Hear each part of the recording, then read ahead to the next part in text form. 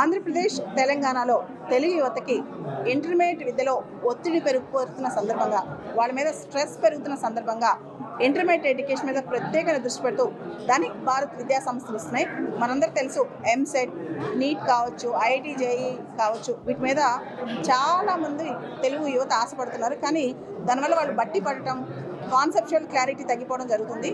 కాబట్టి కొత్త విద్యా విధానంతో తక్కువ మంది స్టూడెంట్స్తో ఎక్కువ ఫోకస్ పెట్టే విధంగా ఒక నాణ్యమైన ఇంటర్మీడియట్ విద్య, దాంతోపాటు నాణ్యమైన కోచింగ్ ఇచ్చే విధంగా ధనిక్ భారత్ విద్యా సంస్థలు హైదరాబాద్, విజయవాడ, గుంటూరు, విశాఖపట్నంలో స్టార్ట్ అవుతున్నాయి.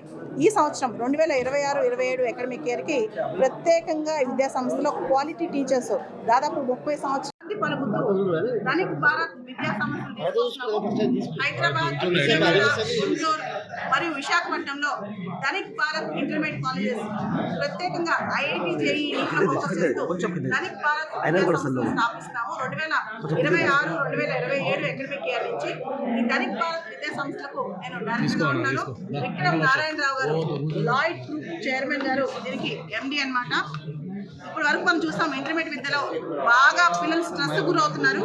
ఒత్తిడి లేకుండా స్మార్ట్ లెర్నింగ్ టెక్నిక్స్తో ఫ్రాంటియర్ టెక్నాలజీస్, ఆర్టిఫిషియల్ ఇంటెలిజెన్స్ కావచ్చు, క్వాంటమ్ సైన్స్ కావచ్చు, క్వాంటమ్ కంప్యూటింగ్ కావచ్చు, కొత్త టెక్నాలజీస్లో కూడా పిల్లలకి విద్యనిస్తూ ముందుగా ప్రత్యేకంగా చెప్పాలంటే భవిష్యత్ ఉద్యోగ అవసరాలు, మన ఉద్యోగ అవసరాలు మాత్రమే కాబట్టి కేవలం మెడిసిన్, ఇంజనీరింగ్ మాత్రమే కాకుండా దాన్ని మించి కూడా ఇక్కడ ట్రైనింగ్ ఇవ్వడం జరుగుతుంది. దీంతో పాటు హ్యాండ్ హోల్డింగ్ అప్రోచ్, 2 సంవత్సరాల పాటు చిన్న క్లాస్ రూమ్స్, 30 ధనిక్ భారత్ విద్యా సంస్థలో చదువుకున్న అభ్యర్థులందరూ ఎవరైతే ఇంజనీరింగ్, మెడిసిన్కి వెళ్తారో వాళ్ళ తర్వాత నెక్స్ట్ లెవెల్లో కూడా ధనిక్ భారత్ లాంచ్ ప్యాడ్ ద్వారా వాళ్ళకి ఆంటర్ప్రినర్షిప్ నేర్పించడం, వాళ్ళు పూర్తిగా లైఫ్లో సెటిల్ అయ్యేంత వరకు కూడా వాళ్ళతో ధనిక్ భారత్ విద్యా సంస్థలు ఉంటాయి.